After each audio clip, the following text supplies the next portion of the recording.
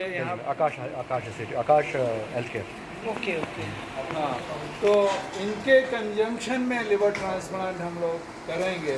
इन्होंने अभी ये सर्जरी करी है और सो बेसिकली रोबोट का यही है मैम कि तो आप उदयपुर से ही बिलोंग करते हैं? सर ये शरीर का कौन सा हिस्सा है? सो रोबोट इसमें क्या है कि रोबोट में क्या है कि we have you know surgeon who is sitting far away from the patient. So patient है हमारे पास जिसमें रोबोटिक आर्म्स होती हैं जो सर्जरी करती हैं, और उन रोबोटिक आर्म्स को एक सर्जन कंसोल पे बैठ के और कंट्रोल करते हैं।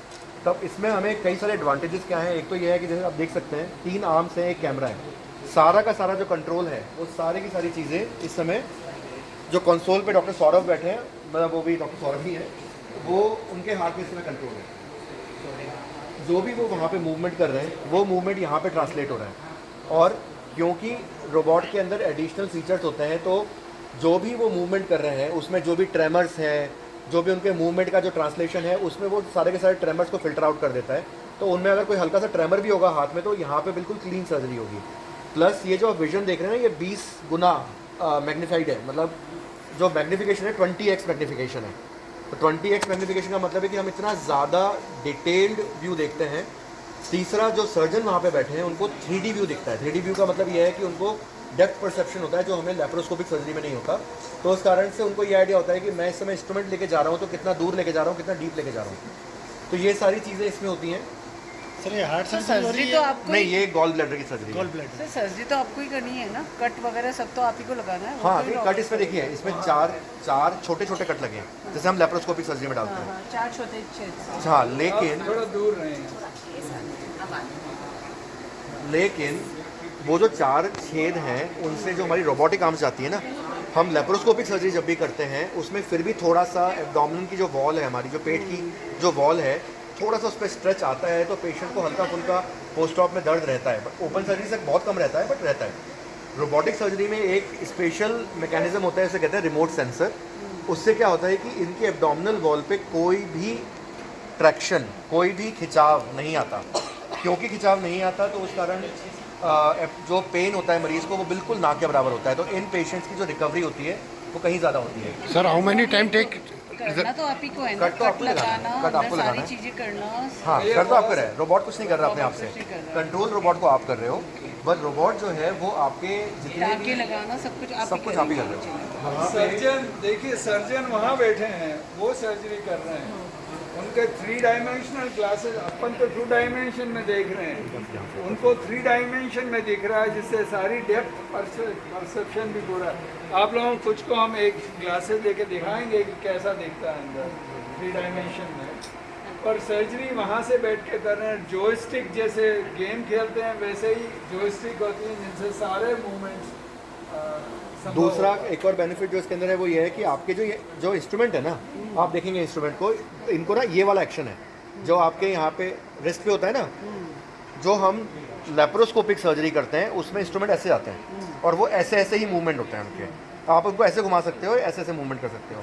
इनके अंदर आप इंस्ट्रूमेंट्स को ऐसे ले जाके, जैसे आप अपने रिस्ट को मूव करते हो आप उस तरीके से मूव कर सकते हो अंदर भी। जब आपका वो वाला मूवमेंट होता है सर्जरी के अंदर, ओटी के अंदर, तो ओबियसली आपको एक एडिशनल बेनिफिट ये मिलता है कि आपको किसी भी कोई फाइन स्ट्रक्चर के अराउंड अगर आपको जाना है, जो एक लेप्रोस्कोपिक सर्जरी में मुश्किल होता है, या बहुत डीप एरियाज़ में अगर आपको सर्जरी करनी है, तो रोबोट आपको वो एडवांटेज देता है जो एडवांटेज आपको लेप्रोस्कोपी में नहीं मिलता। सर ड्यूरेशन पे क्या फ़र्क पड़ता है इसका? ड्यूरेशन में देखिए सर, सर्जिकली तो सेम ड्यूरेशन है, बट स्टार्टिंग में आपको जो डॉकिंग करनी होती है और अनडॉकिंग करनी होती है उसका एक एक्सपर्ट सेंटर में 10-15 मिनट से ज़्यादा का टाइम नहीं लगता। रोबोट के ये 4 आर्म्स हैं, इन सब को लगाना और उसमें 10-1 मिनट का टाइम है। हाँ, तो लगाना है, लगाना है और निकालना है। जब एक्सपर्ट सेंटर हो जाते हैं ना, जिनमें रेगुलरली हो रहे होते हैं केस, तो एक बार सेंटर सारे होते हैं ना, उनमें 10-15 मिनट से ज़्यादा नहीं लगता उस चीज़ का। तो 10-15 मिनट एडिशनल ये होता है। जो सामने रोबोटिक है, हाँ। इससे कौन कौन से ऑपरेशन होते हैं सर? इनसे आप कोई भी तरीके की पेट की सर्जरी, छाती की सर्जरी, इवन आजकल तो रोबोट से हम यहाँ पे थायराइड की सर्जरी भी करने लग गए okay. Surgeons, gynaecological surgeries, kidney की सर्जरीज। तो अभी पेशेंट का है? तो सारी ये सर्जरी पेशेंट है। ये पेशेंट है अभी? हाँ जी मैम, पेशेंट की पेट के अंदर है ना वो अभी। यूरोलॉजी की सर्जरी, हार्ट की सर्जरी, सारी अभी तो सर्जरी सभी सर्जरी होने जो लगी। भी दूरबीन से पहले लेप्रोस्कोपी से होती थी वो सर्जरीज अब रोबोट से हो रही हैं। मतलब ये आप नेक्स्ट ये है। मानते हैं इंसानी हाथ के बजाय मशीन से ये ज़्यादा हाँ तो इसमें इंसानी जीरो है, हाँ तो इंसानी है। अच्छा जीरो एरर है। लेकिन इनसे इसमें हमने ना AI मतलब एडिशनल जो फैक्टर्स ऐड किए हैं ना, Factors उनसे क्या होता है कि जो आपके ट्रेमर्स हैं, आपके जो मूवमेंट्स हैं, उनको आप जैसे और ज़्यादा tremor प्रिसाइज कर अगर सकते हैं। सर्जन का हाथ शेक कर रहे हो तो वो ट्रांसमिट नहीं होता। आप रेगुलर करो तो वो हाथ शेक करेगा तो उल्टा सीधा कुछ कट जाएगा, वो इसमें प्रिवेंट हो जाता है। वो प्रिसाइज सर्जरी कई इसमें होती कई है। सर्जन जैसे हाथ शेक करते हैं।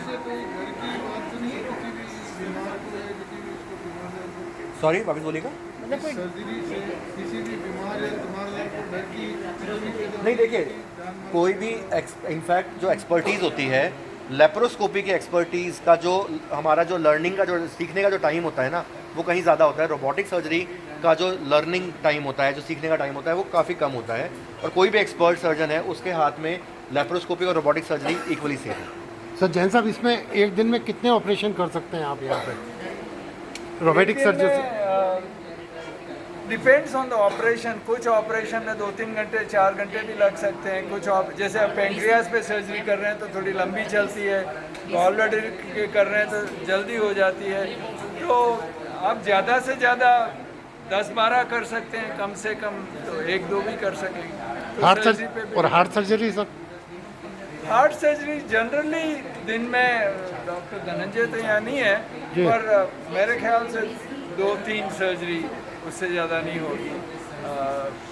पर इस बारे में मैं नहीं इतना नहीं बता सकता हूँ जितना डॉक्टर धनंजय बता पाए। Accuracy sir 100%। एक्यूरेसी अच्छी है, एक्यूरेसी प्रिसीजन अच्छा है। हाँ। अब ब्लीडिंग वगैरह आप देख रहे हो, बिल्कुल करीब करीब नहीं है, बहुत कम 2-4 बूंद है। क्योंकि जो आप एक आध बूंद देख रहे हैं वो भी 20 गुना मैग्नीफाइड मैग्नीफाइड है। इसलिए थोड़ा सा लगता है। सर लिवर ट्रांसप्लांट भी यहीं हो जाएगा? हाँ, लिवर ट्रांसफर भी है। इसी मशीन से होगा? अब आप में से हाँ, ये मशीन उसमें भी काम आएगी। डोनर आपकी सर्जरी में और काम आती बच्चे- है। ओके। आप में से अगर 1-2 लोग चाहें तो इसका 3 डायमेंशनल व्यू कैसा दिखता है हम दिखा सकते हैं, उधर चश्मा लगा के। Yes sir. अच्छा अच्छा ठीक। हाँ, एक काम करो, उसको कर दो एक बार। हाँ समझ गया। तो ये दे दो, ये ले लीजिए। उसी को 3 जगह दिखा दे।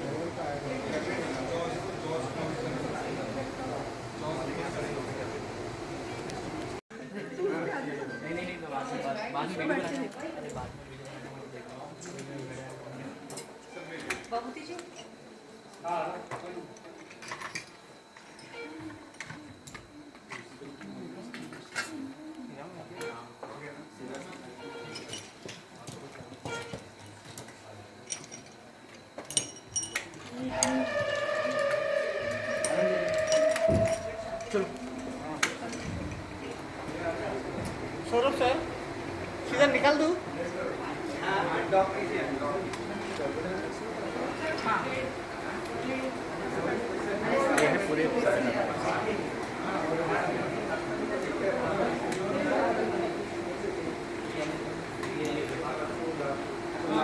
पीछे पीछे पीछे जाना।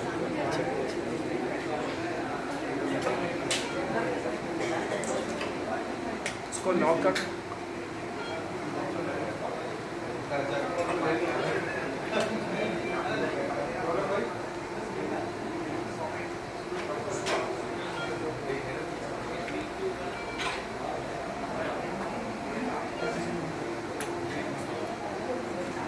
अरे गौरव भाई आर्म्स अनलॉक्ड है।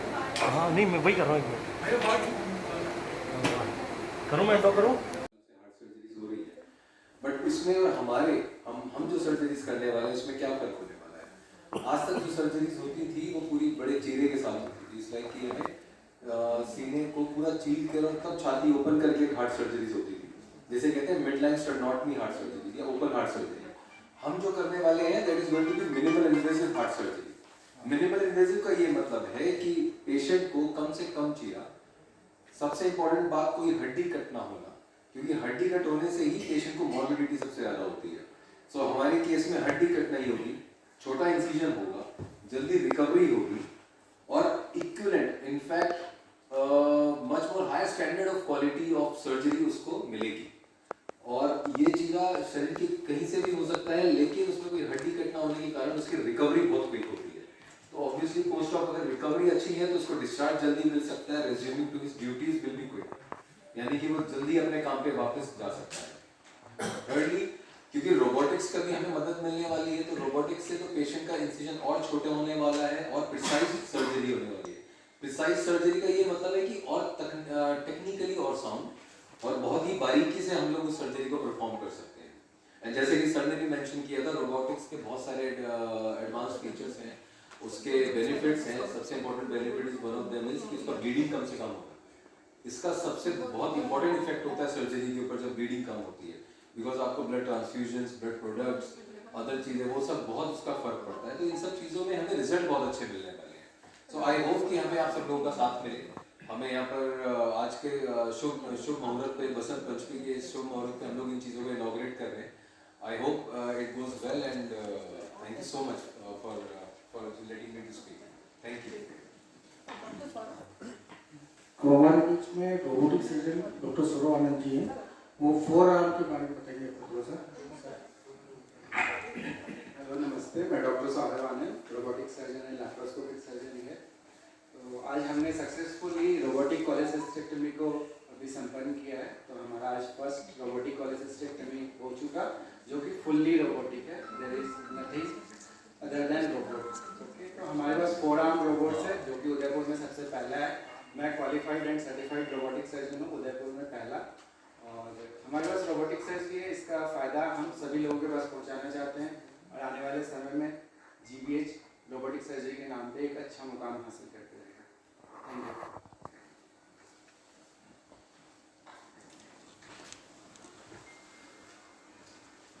सबकी इच्छा होती है कि रोबोट काम कैसे करता है। तो मैं सर का भी इच्छा थी कि सब रोबोट को देखें और अनुभव करें कि रोबोट कैसे काम करता है। तो आप सबकी इच्छा हो तो मैं लाइन करती हूँ।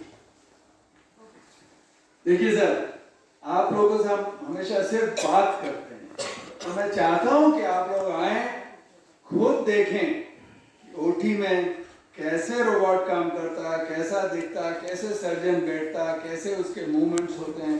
तो उसके लिए आपको कुछ मिनटों के लिए सर्जन बनना पड़ेगा। कैप, गाउन, मास्क ये सब तो लगाने पड़ेंगे, पर 1-1 मिनट लगेगा आपको उस समय कुछ नहीं है। आप आए, फर्स्ट हैंड एक्सपीरियंस करें कि रोबोटिक सर्जरी क्या होती है। तो आप चलेंगे तो हम सबको ले चलते हैं और दिखाते हैं कि क्या होती है, कैसे होती है। तो मज़ा आएगा आपको। आइए।